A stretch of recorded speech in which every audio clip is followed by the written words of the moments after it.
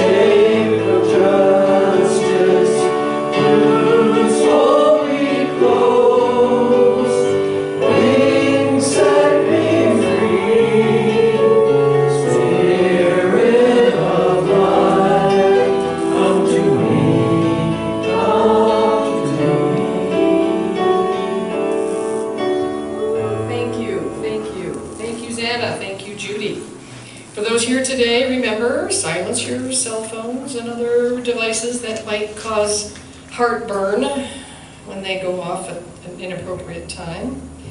So we're here in week number 2 of our pre-recording of our Sunday services.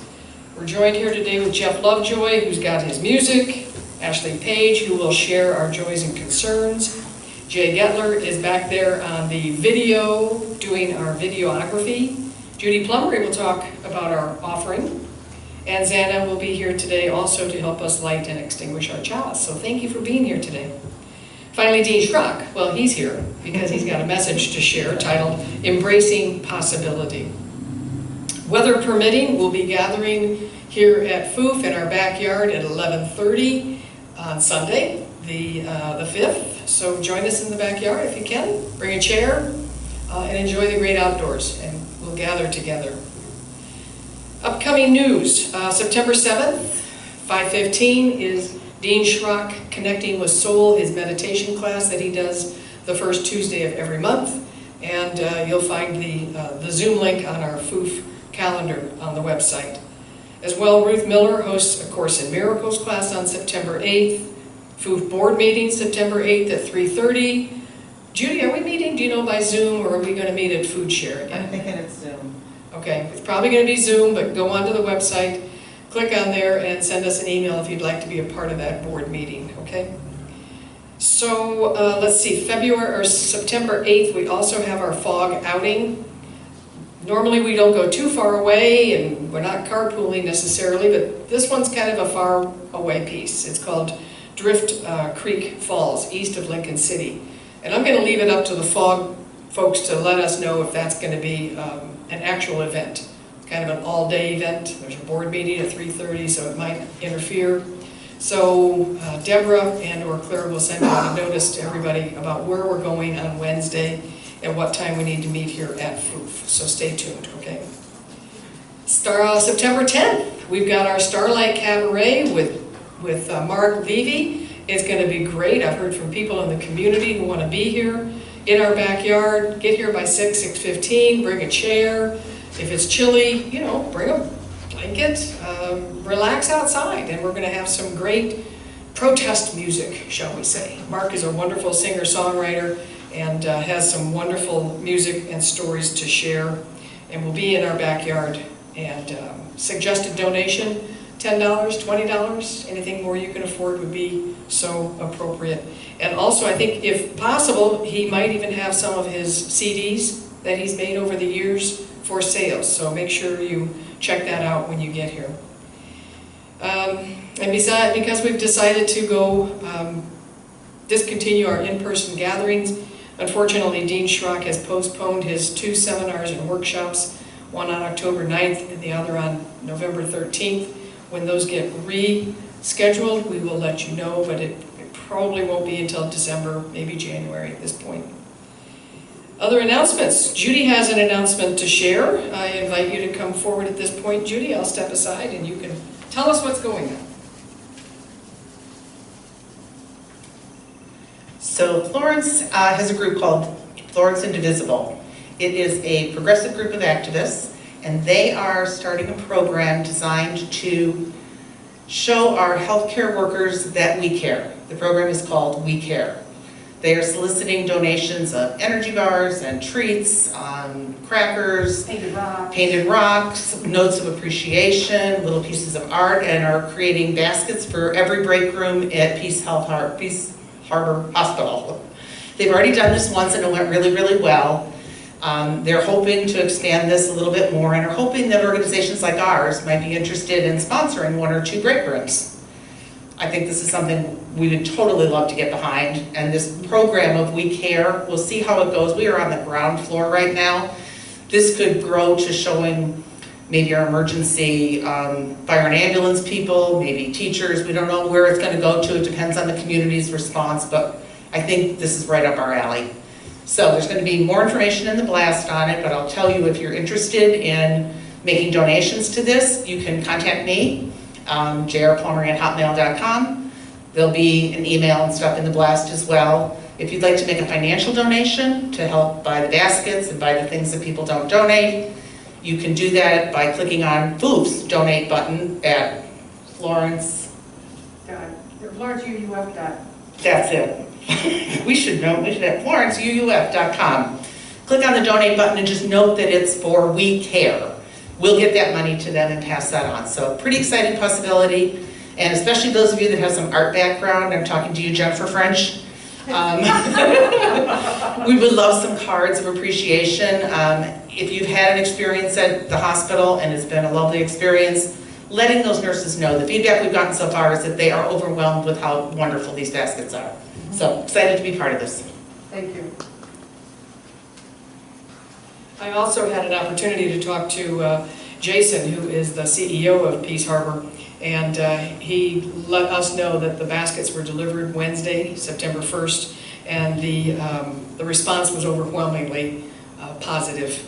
The healthcare providers, the lab techs, anybody who visits their break rooms, they saw these, they read the notes, they appreciated the biscotti bars and the Rice Krispie bars and the good stuff. So this is a good program, and we hope it will continue, and I'm pleased if FOOF could be a viable partner as we go forward.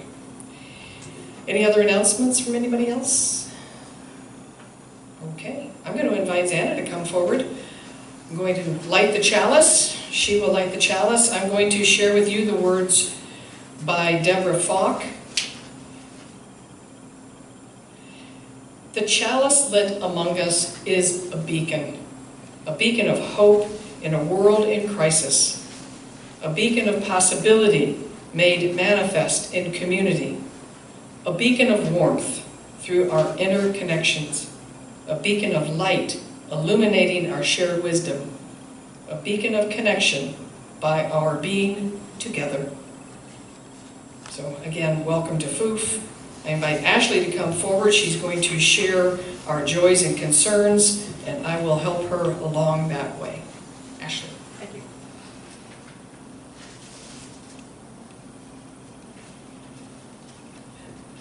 Good morning, everyone. Good morning. Good morning. This is the part of the service where we share our joys and concerns. We do this to remind ourselves of the most important aspect of FOOF.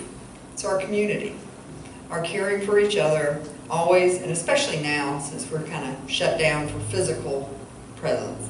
We still exist as a loving community regardless, and the necessity to be heard and seen may be greater right now than it has been in the past.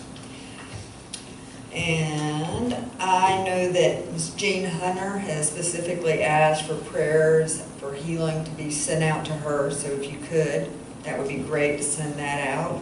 And I'm going to pass off to the boss. So I will put a shell in for Jean. Our thoughts are with you. Be well. Know that we're there with you, okay? Also, I'd like to share, we received news from Ann Lathrop that her partner and love, David Morrison, did pass away. It was the other day, and our thoughts go out to Ann, your family, David's family. Know that our Froof community is there with you. We expect that you will let us know if we don't find out beforehand exactly what we can do to support you through this, okay? I expect, knowing Ann the way I do, she'll probably be at one of our next Friday tapings and expressing her thanks as well. So blessings to you, Ann. This goes to you, and David is in our thoughts. Thank you. Judy, do you have something to share? This is for every woman of childbearing age in Texas. Enough said. Thank you. Yes, Jeff. Just a quick word. We could have some more prayers and thoughts. I'm sure a lot of you are already doing this, but my sister and her husband were among the people in Tahoe that had to evacuate. So far the house is spared. But Wow. Yeah, all this going on around the country. I mean, I couldn't believe the news about New York City. I had no idea that they were being flooded. Xana, do you have something?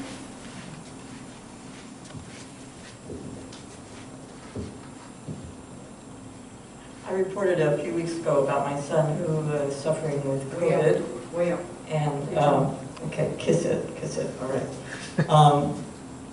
And he got better, and now he's worse. So this is a very dangerous virus. And my last words to my son, who lives in California, don't make me come down there, because they're not going to want to deal with Mama Bear. My mama always said, it doesn't matter how old your kids get, they're still your kids, and you care about them. So prayers and thoughts for him, please. What's his name? Jason. Jason. Sure. Prayers and thoughts to Jason. Xana, can I drop a shell for him? Oh, thank you. I'm going to do one of these. These little... I think I hear the ocean. That's it. And I'm going to end with a quote from George Bernard Shaw. Quote, I am of the opinion that my life belongs to the whole community, and I live in it as my privilege to do whatever I can. I want to be thoroughly used up when I do die, for the harder I work, the more I love. I rejoice in life for its own sake. Life is no brief candle for me. It is a sort of splendid torch for which I've got a hold of for the moment, and I want to make sure it burns as brightly as possible before handing it off to future generations. Thank you.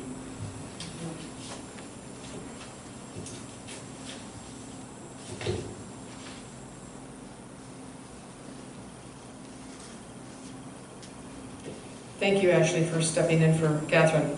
Really appreciate that.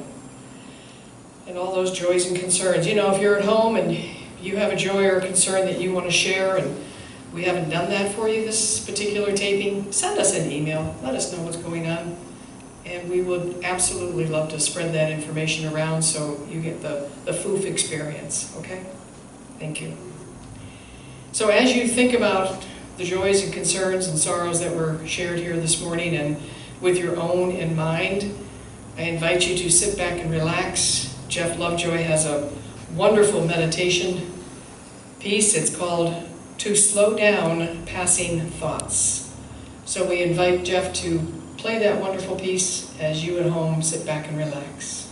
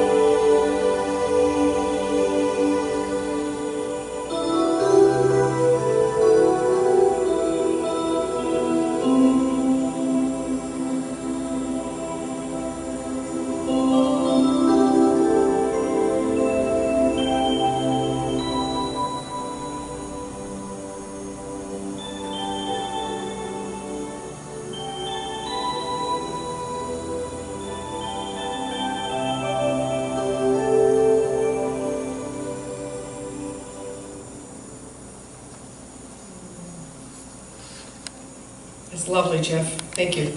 It's nice to be able to close your eyes and get lost in the music. Thank you. At this time, it's my pleasure to welcome back to our podium our very favorite, Dr. Dean Shrock. Dean.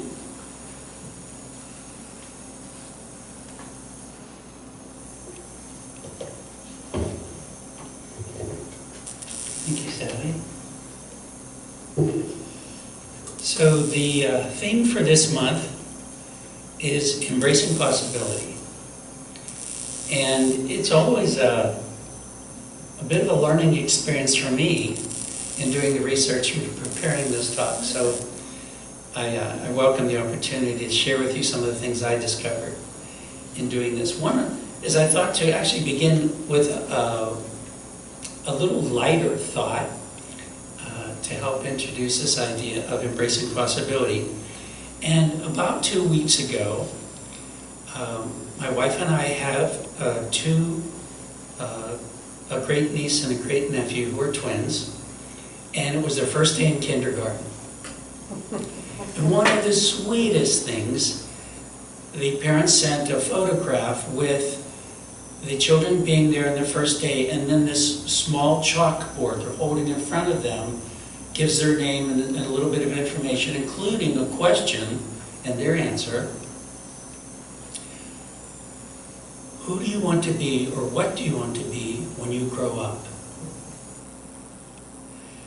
And my little great niece, Olympia, we call her Pia, said she wanted to be a superhero.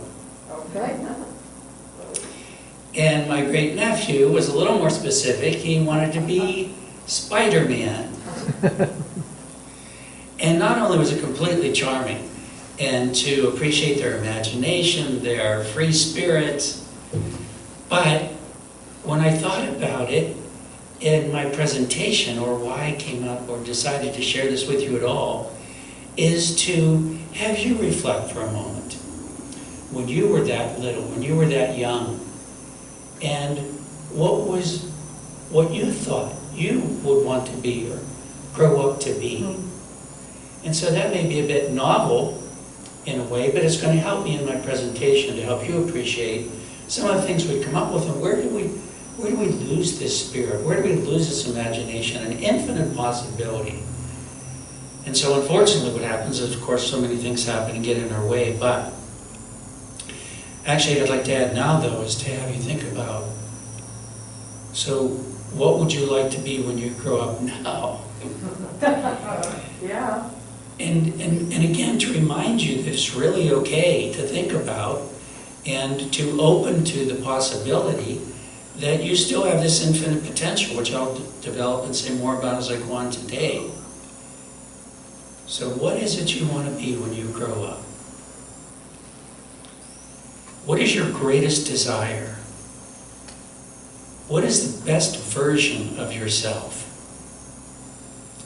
You know, when I taught my wellness classes in the cancer centers, I found it very helpful to help people think about what really brings them the greatest joy and meaning in their lives, and more specifically to think about their interests and their needs and their desires.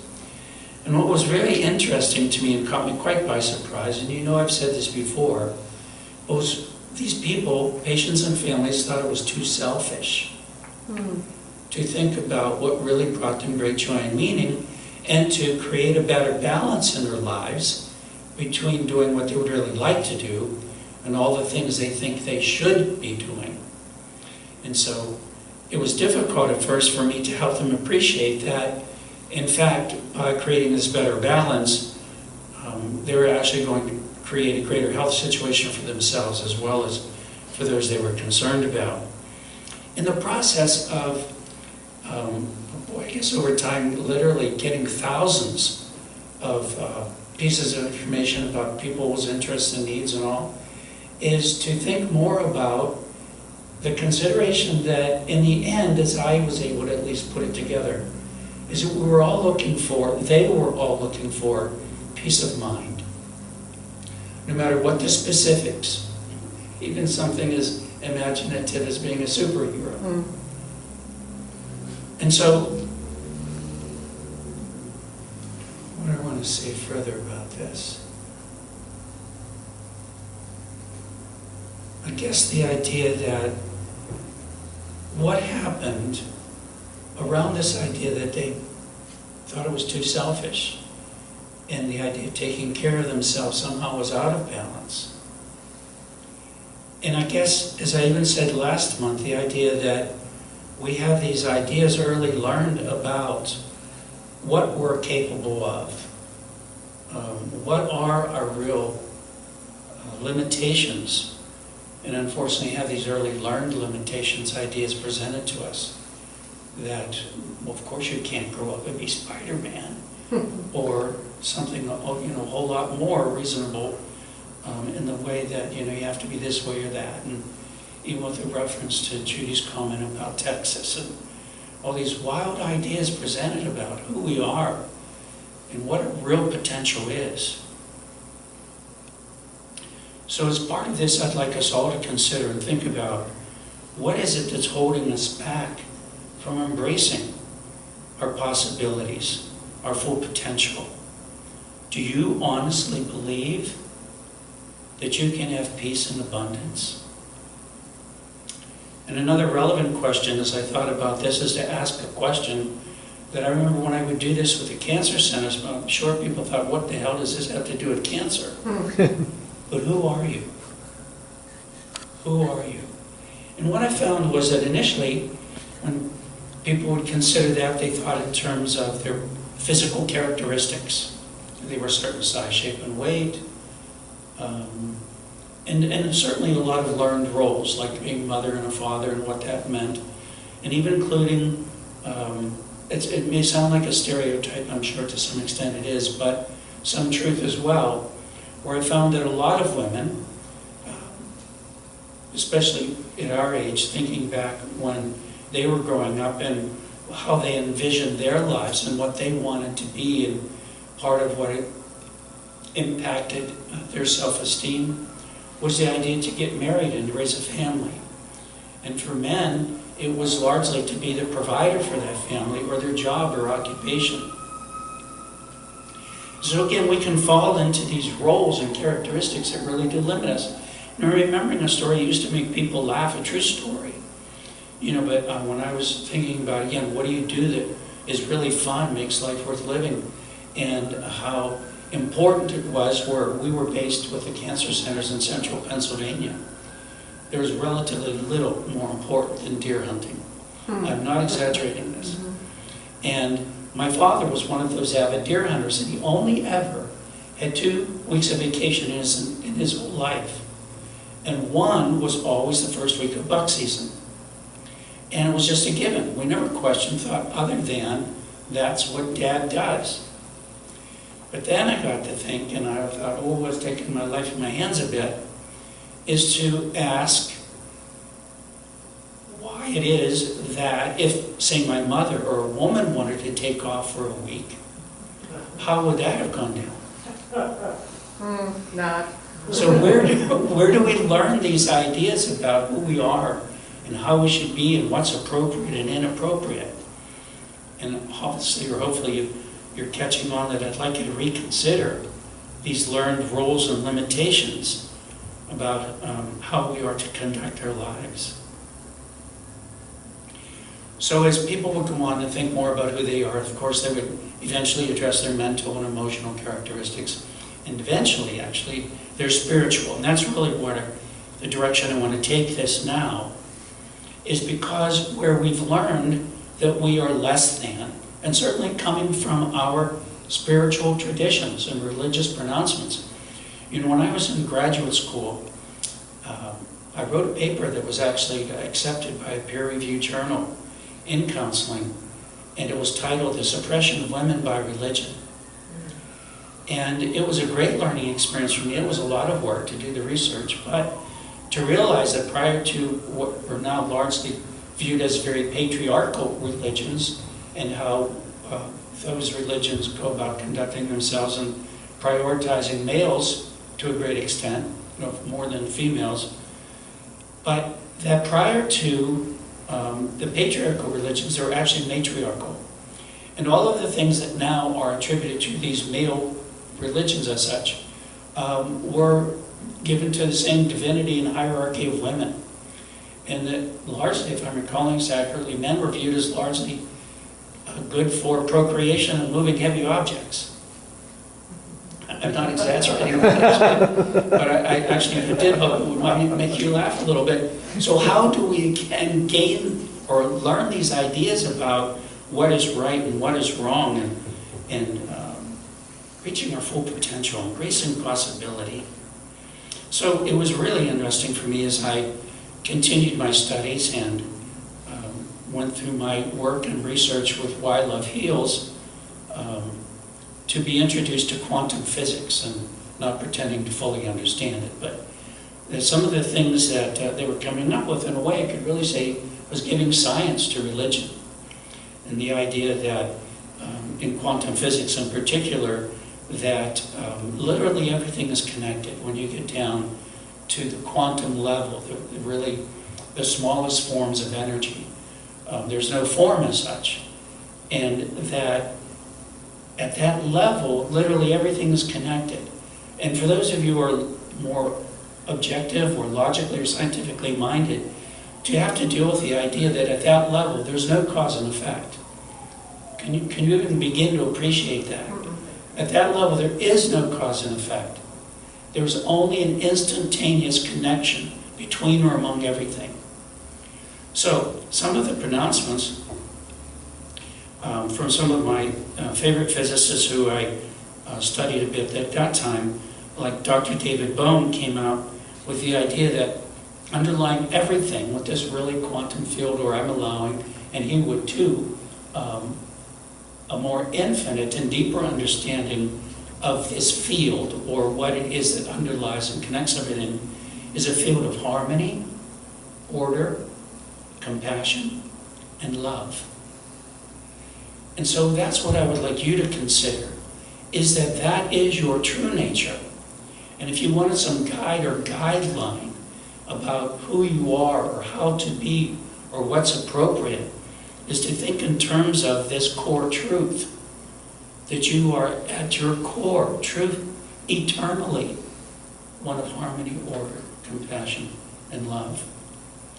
What also is fascinating to learn is the idea that these quantum physicists believed that our thoughts were so powerful that it was literally consciousness that produced matter. And one physicist in particular, Dr. John Wheeler, said this is actually a participatory universe. Your expectations and beliefs literally create your world. So again, I want you to consider what you really do believe. Why do you believe that? And now maybe look at this a little differently, to say the least, about what is your real potential. And the real possibility that you can achieve so much more of what you really want in your life. Going back to 1937, this is certainly out of the scientific realm, but we may remember the name Napoleon Hill and the idea of the power of positive thinking. In his very popular book, Think and Grow Rich. And his quote that at least a lot of people seem to be aware of, whatever your mind can conceive and believe, it can achieve.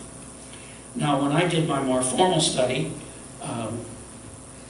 there certainly were other ways to support this, but that I went on, and my doctoral dissertation was on guided imagery and relaxation and meditation, and trying to really understand the power of the mind, but also through what we call deliberate intention techniques. So I learned a great deal about the power of the mind, and how we literally really could create our life and change our circumstances dramatically.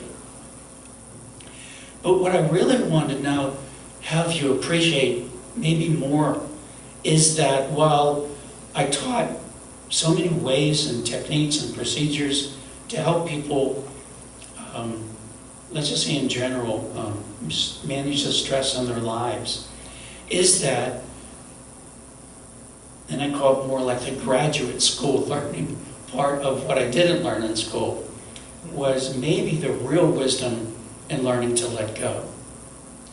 You know, if the core of the universe and of who we really are is this one of harmony and order and peace and so forth, is that maybe by trying to control this so much, and especially with a lot of our limitations, maybe we're really getting in our own way. And so I've learned this a great deal through my personal meditations and study. But in preparation for this talk, I did run across some major theorists in psychology, which you might help you appreciate another perspective that, unfortunately, in my training, was not highlighted so very much. It was, I want to say, maybe in some ways less scientific, but the three people I'm going to mention now were really major theorists in psychology. And one who I really appreciated, that I did get a chance to study a little, was Dr. Carl Rogers. And he believed that people have a natural capacity for growth and development beyond their intellect and socialization. The individual is basically and inherently good. And that fascinated me because largely we were taught to believe that through conditioning is how you became who you are. You learned that. So where did you learn this basic goodness? Again, the idea, it is who you are to begin with. And largely Carl Rogers would have said as well, to get out of your own way. That if we focus less on trying to teach people how to be and more about how to manage stress in their lives, this natural goodness would simply come, and a natural balance and a happiness come with this other focus. Then another was Dr. Abraham Maslow, and chances are some of you have heard about him and his hierarchy of needs, which honestly I did not study formally when I was in school. But he really believed that there was a point of what he called self-actualization, along with this idea of embracing possibility and your fulfillment, and the need for transcendence and addressing one's spiritual needs, such as integrity, altruism, connecting with the infinite, and very highest levels of consciousness, like as some, and I've written about, might call pure awareness. And then there was Martin Seligman, Dr. Seligman, who became a much more current proponent for positive psychology. You know, one of the things we do, and he pointed out, was when we think about people, when we give them a diagnosis, believing then if we know your diagnosis, we know what or how to treat you, is that we're not focusing on the positive part of the person and the things that they can really focus on to indeed get well or stay well. And so he found, in investigating so many different philosophies and religions and what they believed was most important, that there were 6 core virtues, and that he even believed or speculated that they actually could contribute to the survival of the organism, that they were actually necessary for our survival. And I just thought I'd mention them to you. Wisdom, courage, humanity, justice, temperance, and transcendence. So all of this is to remind you or help you consider that you, honest to goodness, have the unlimited potential to create a life of abundance and fulfillment. One of the things I came up with that I wrote about in my book, Why Love Heals, because I really wasn't comfortable with the idea of diagnosis either, particularly because then you carried around this stigma around I have cancer or I'm depressed or whatever. And so honestly, I'll admit that when I had to diagnose people to work with them, I found there was a wonderful characteristic, or I should say category, that I even remember the diagnostic code. It was 316.0. And that diagnosis was psychological factors affect physical condition. So if you worked with me, that was your diagnosis. 316.1. But also, what I came up with and wanted to say more about was I came up with a new diagnostic category. And it's partly with a sense of humor, but partly to make this point. And I called it forgotten identity. We have forgotten the core truth of who we are. Because if you knew and this is what really fascinating to learn this, is that, remember how I was looking at all these religions and beliefs around what is suffering, but also this was suppression of women, is that literally every religion, every major religion and philosophic system believe that we are one with God, one with everything.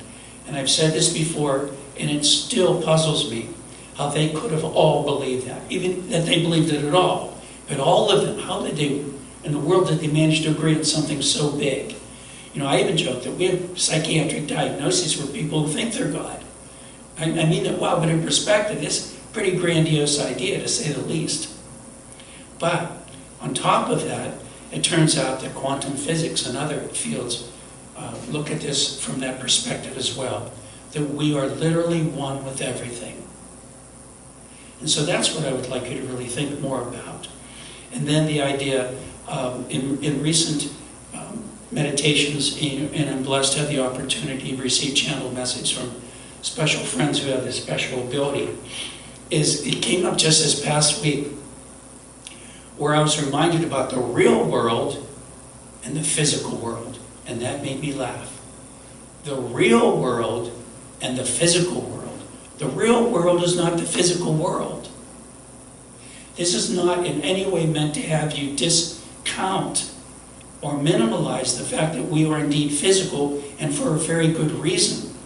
But now with all of the chaos and everything else that's going on around us, was this great reminder to go within and reconnect with our divinity, with this core of harmony and order and peace and calm and love.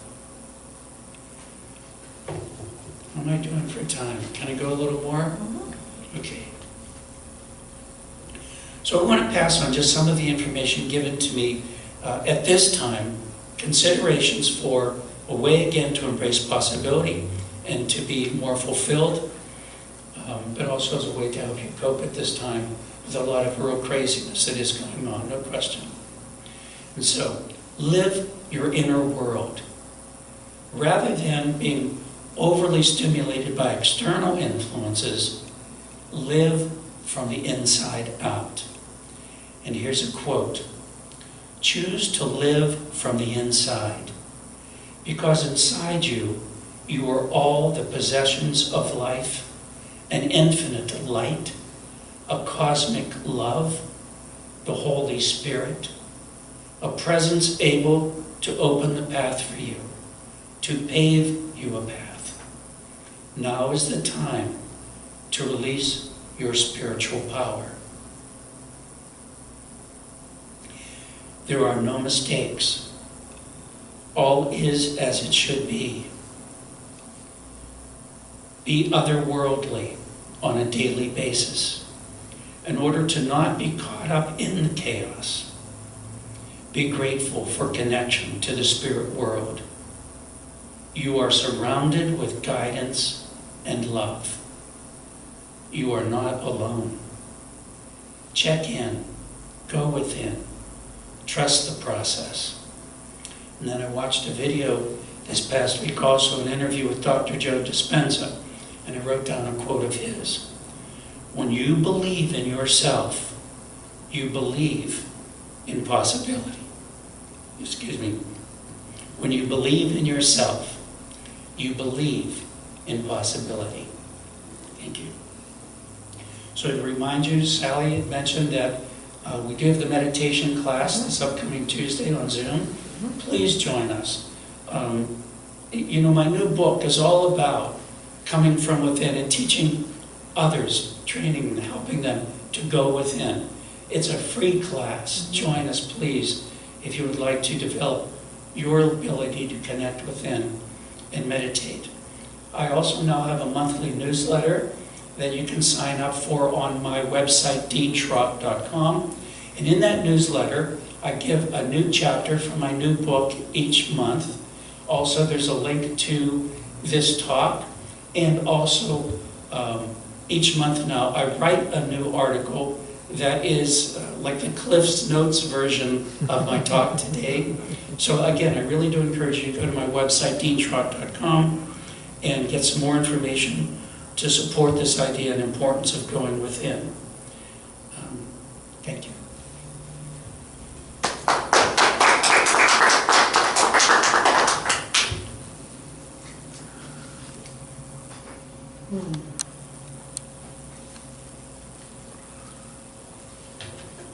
Thank you, Dean.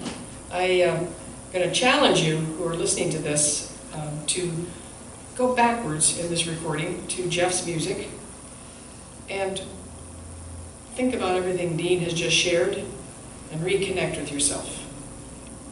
And then fast forward to now. Don't forget where you left off, because we're going to be talking about our offering. Each week we ask for your donations, and I know it's difficult when we're not here in person, but you can still participate in the shared giving by sending a check to our P.O. Box 2502, Florence 97439. As Judy mentioned earlier, you can click on our website on the donate button. There's an opportunity to give to FOOF, to the We Care movement, and to our new community partner, which is the Florence Emergency Cold Weather Shelter. We're going to talk more about that cold weather shelter next week. We're going to have two of you come back and do a spotlight on that particular cold weather shelter. But for right now, we're going to focus on FOOF. And Judy Plummery is here to share with you some thoughts about giving to this particular fellowship. Judy? So, although Dr. Shrock reminded us that at the quantum level, there is no cause and effect, at the physical level, there is. You make a contribution, we stay open. So I'm here to remind you that even when you can't be here at FOOF, of course, FOOF still is here, the bills are still getting paid, the rent is still getting paid, the new space is still getting paid for, and our amazing, amazing speakers are also getting compensated appropriately. We so appreciate your contributions. Sally's told you how to make contributions through the website. I'm reminding you that, you know, when you're here, we pass that basket around, and many of you throw a few bucks in that basket. We miss that. So if you're at home and you're that kind of person that digs out a couple of bucks or a 5 or a 10, stick it in a mug. Just put it in a mug on Sunday when you're watching. Then when we can meet again in person, bring that to us, and it'll help bring us all back together, help keep this thing going. We're doing fine. There's no crisis going on here or anything, but you are our only source of revenue now. We're not doing fundraisers, we're not doing a yard sale, we're not doing things that bring stuff in. So we really count on you, so I want to thank you on behalf of the board, on behalf of everybody, and urge you to keep, as Judy says, dig deep. Thank you. Dig deep. So as we go forward with our offering, for you at home, if perhaps you're sharing a cup of coffee with a loved one, I ask that you repeat after me. Divine love through me. Divine love through me. Blesses and multiplies all that I am. Blesses and multiplies all that I am. All that I give. All that I give. And all that I receive. All that I receive. I am prosperous now. I am prosperous now. Blessed be. Thank you, everybody. And thank you, Judy. Appreciate that reminder about who we are and why we give, and the importance of that giving. We really appreciate it. So again, next week and a few weeks later, we'll be talking more about the Florence Emergency Cold Weather Shelter, and two of you will be a part of that as well. So I invite Xana to come back forward. If you would, we're going to extinguish our chalice with closing words by Gary Kowalski.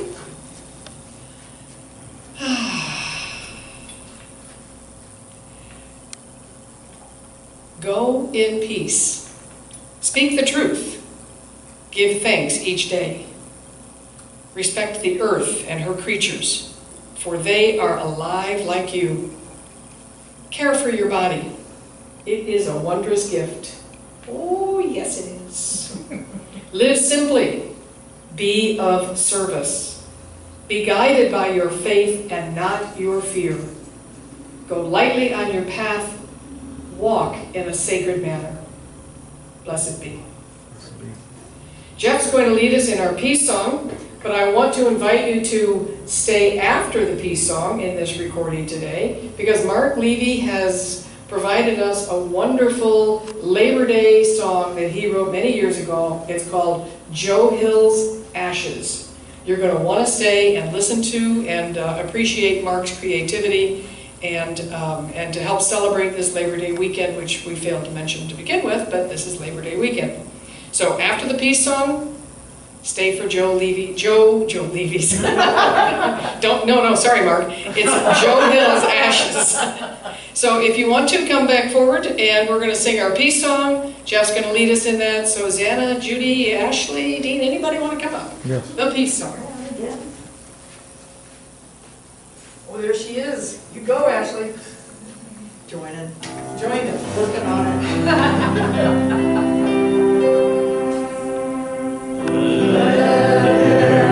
Peace on earth, and let it begin with me.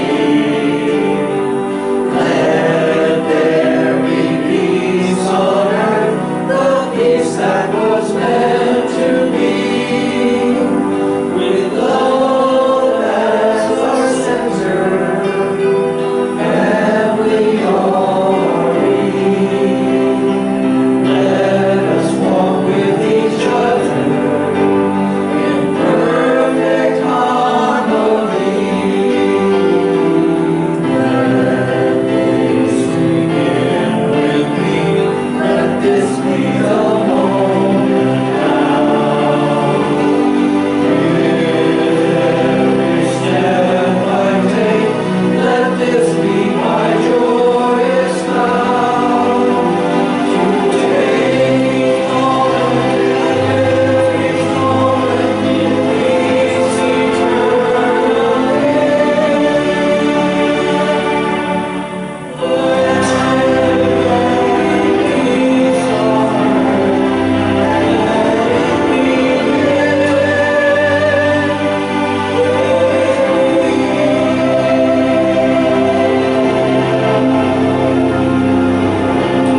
Have a great day, everybody.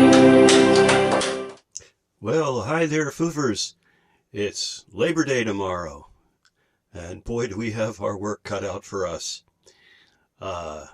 We've got floods in the east, and fires and drought in the west, and COVID all over, of course. But the most important question of the day: when am I getting my hair cut? I thought about doing it. I was going to do it during that lull, but the virus said no. So still waiting for a little bit of a safe barber chair. And although I might write a song about it, almost cut my hair, happened just the other day. Oh, wait a minute, David Crosby already did that one. So I do have a song. I have a song for Labor Day, and it's about the early 20th century Industrial Workers of the World member. They were called the Wobblies, IWW. And his name was Joe Hill.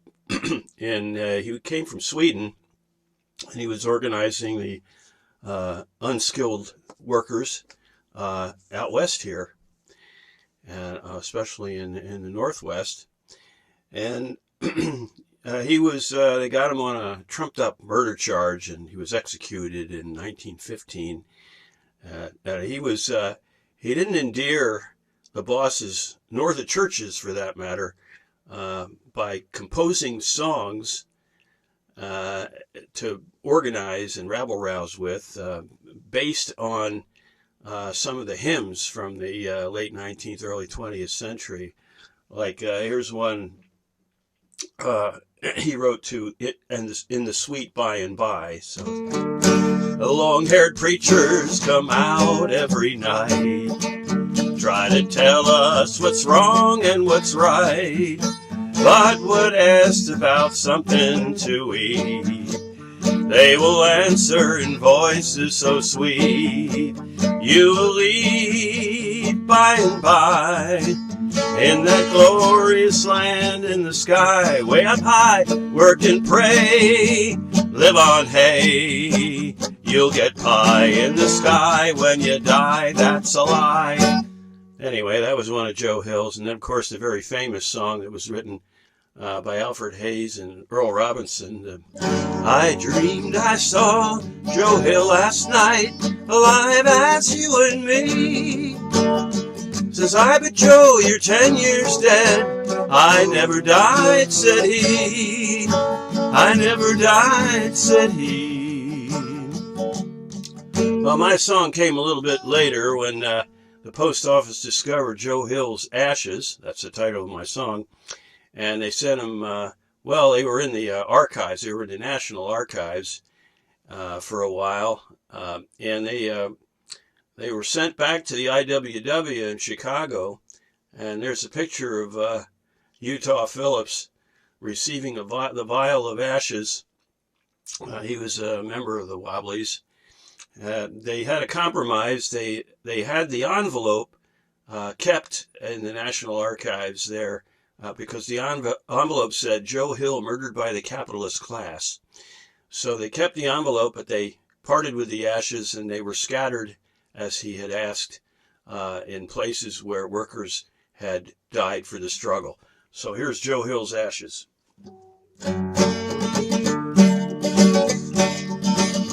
I'll sing of Joseph Hillstrom, better known as Old Joe Hill, murdered by a firing squad, shot but never killed. His will said that his ashes be strewn across the land, so flowers that refuse to die will rise up strong and stand. We sing his songs to fan the flames and talk about him much. The ashes of this rebel voice are still too hot to touch.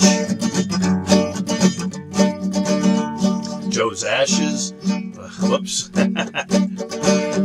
Joe's corpse lay in Chicago, where 30,000 marched.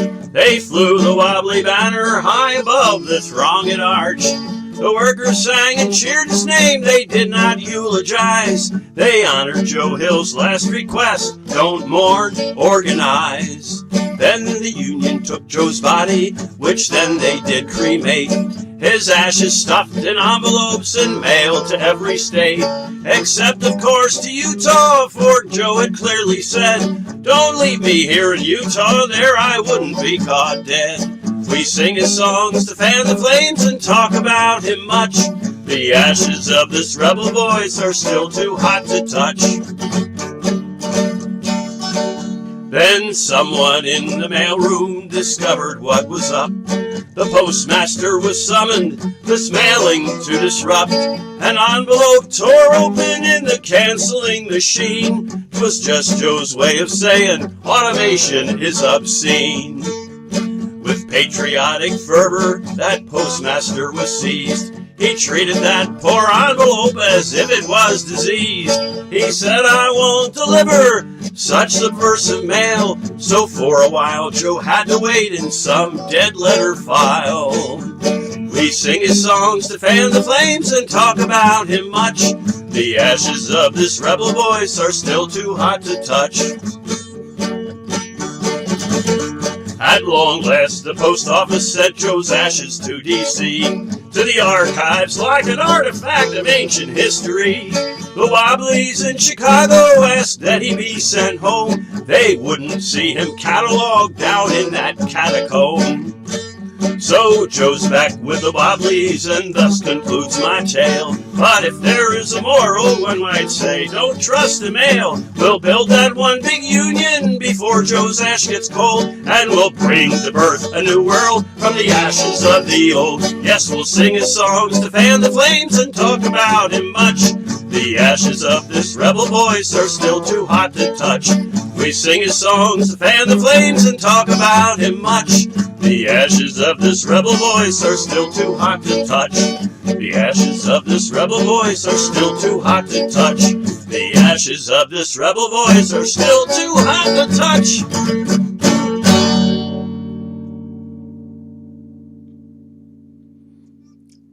And there's more songs to come this Friday. So come on over to, we're going to be in the backyard of the church, playing it safe with masks, starting at 6:30 this Friday. I'm the Starlight Cabaret. We might even actually have some starlight towards the end, so we'll see you there.